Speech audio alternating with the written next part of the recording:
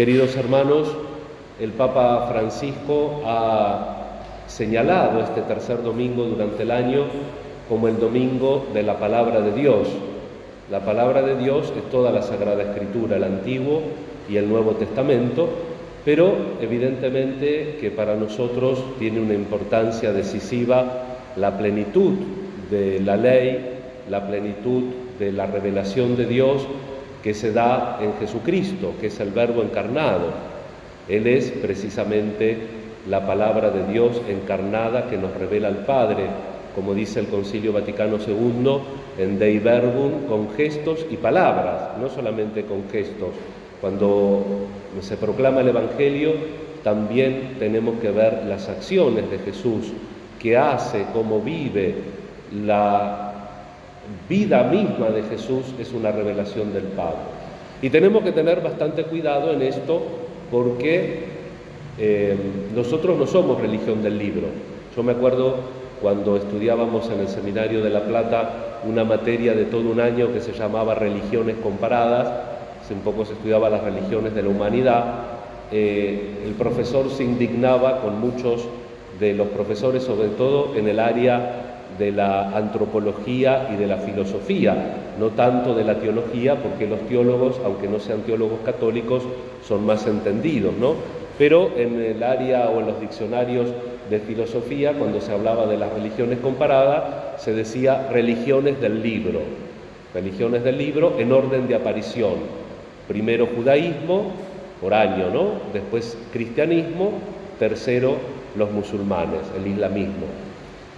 Y el profesor se indignaba, dice, nosotros no somos la religión del libro, nosotros somos la religión de un acontecimiento, de una persona, de Jesucristo. Entonces celebrar hoy el domingo de la Palabra de Dios es celebrar a Jesucristo.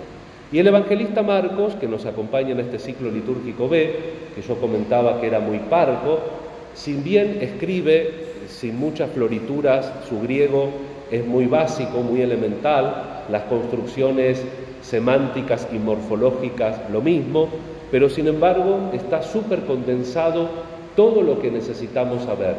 Y ahí nosotros también nos damos cuenta de la gracia de la inspiración, que no necesita de cosas ampulosas o armadas, sino que Dios se manifiesta en lo cotidiano de nuestra vida. Por eso la encarnación, por eso Dios se encarna, porque lo podemos encontrar en las situaciones de nuestra vida. Entre semana estamos leyendo la carta a los Hebreos, donde nos enseña el valor purificador y redentor del sufrimiento. Nos dice que el sumo sacerdote es un sumo sacerdote efectivo, es el único y verdadero sumo sacerdote que reemplaza los sacrificios de la antigua alianza de una manera perfecta. ¿Por qué? Porque Él se hizo semejante en todo a nosotros, menos en el pecado, y compartió hasta el sufrimiento. Dice más todavía, aprendió la obediencia por el sufrimiento. Y dice que en su pasión clamó con gritos y aclamaciones al Padre para que lo librara, y Dios lo libró. No lo libró del sufrimiento físico, pero lo resucitó.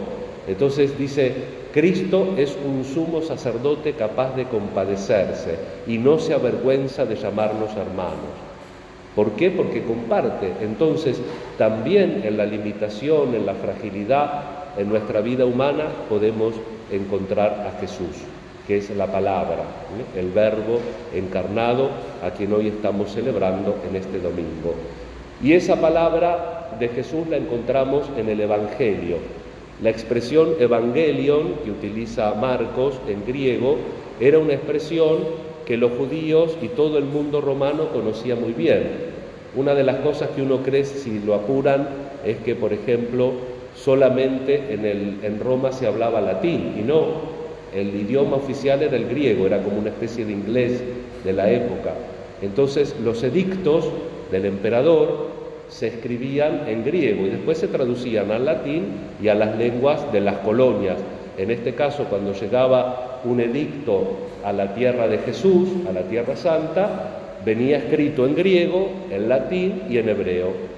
Y el título siempre estaba en griego. ¿Cuál era el título del edicto? Evangelion, buena noticia. Siempre la palabra del emperador era buena noticia.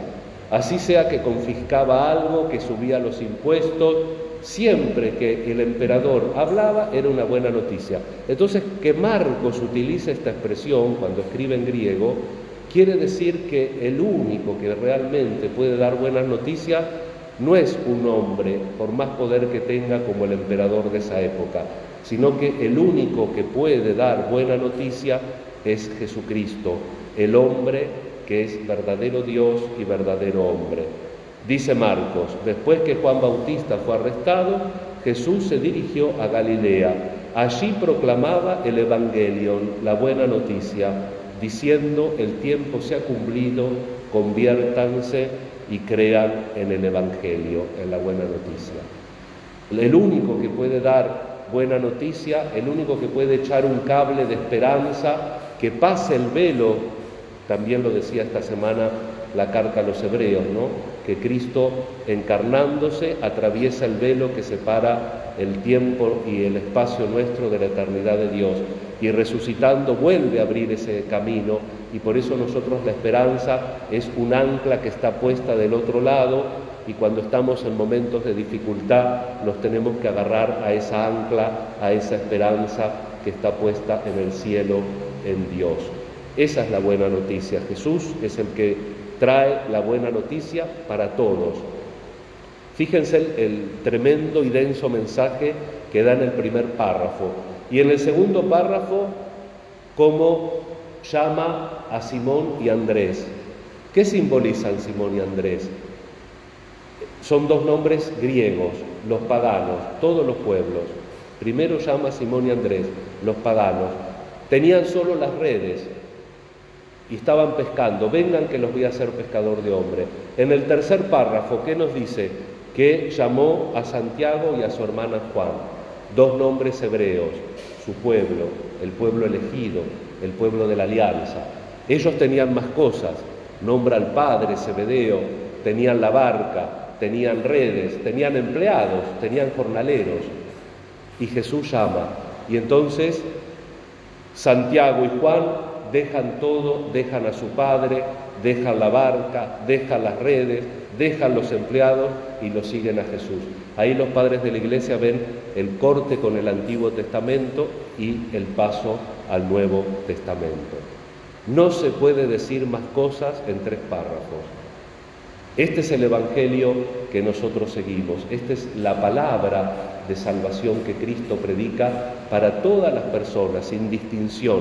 Pablo va a decir en otro lugar, ya no hay distinción entre hombre y mujer, judío y gentil, esclavo y hombres libres, porque somos todos en Cristo.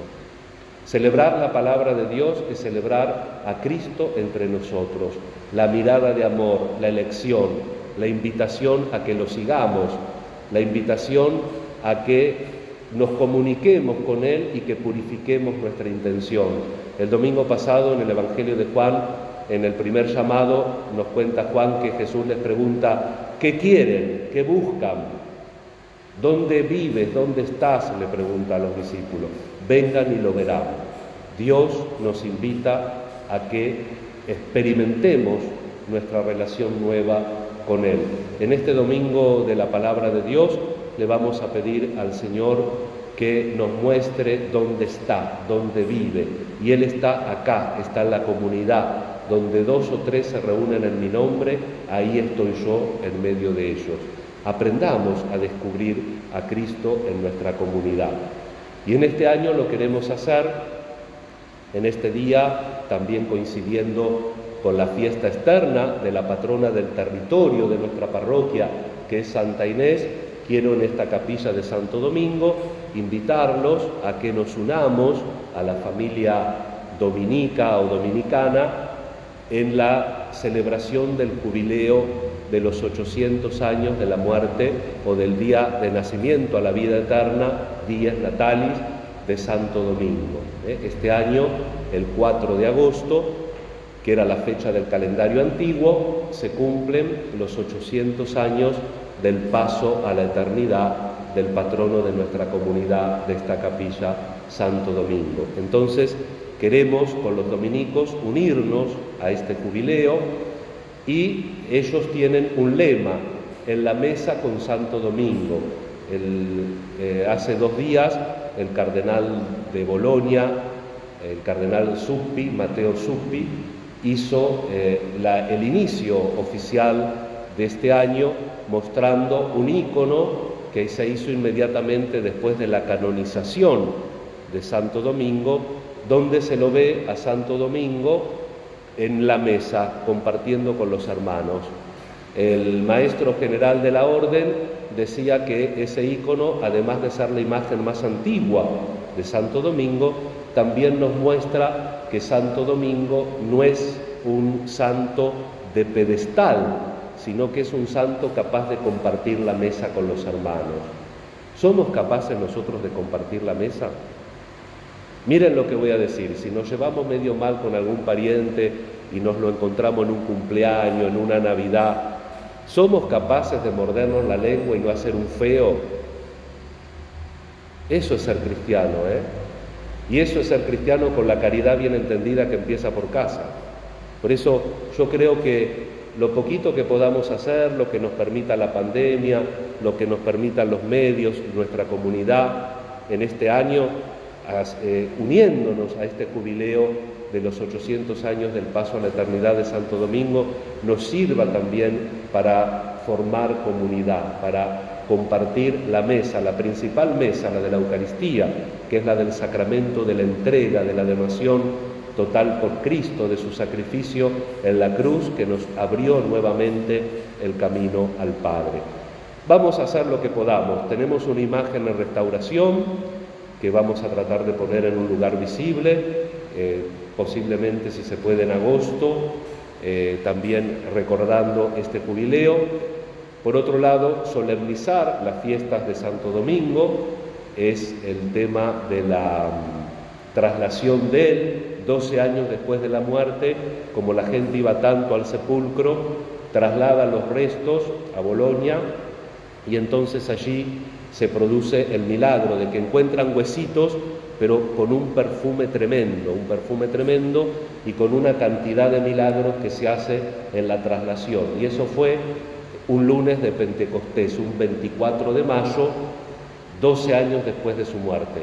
Por eso los dominicos celebran el 24 de mayo como la fiesta de la traslación. Nosotros también este año, si Dios quiere, en nuestra capilla, Dios mediante, lo vamos a celebrar el 24 de mayo. Después vamos a tener una celebración especial el 4 de agosto, que es el día propio, y el 8, que es obviamente la fiesta litúrgica. Cuando en el año 1969 se renueva el calendario litúrgico, la fiesta de Santo Domingo, en el calendario actual, se corre 4 días, pasa al 8. Pero vamos a celebrar modestamente, transmitiremos por Facebook, para que sobre todo nos unamos espiritualmente. Y también a ver si el año 2022 nos encuentra más libre por la pandemia, aquí que tenemos la costumbre, cuando se podía, de traer los Reyes Magos.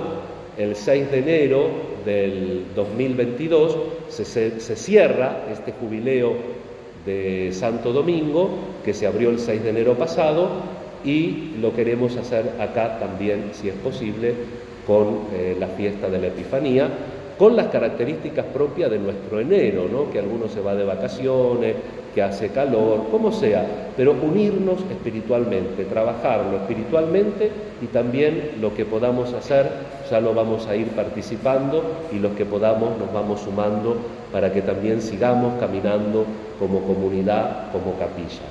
Nos encomendamos a Santa Inés en este día de la fiesta externa, especialmente a Santo Domingo, que después vamos a tratar de difundir la oración del jubileo para que la recemos al menos los domingos, y sintámonos entonces en la mesa de Jesús.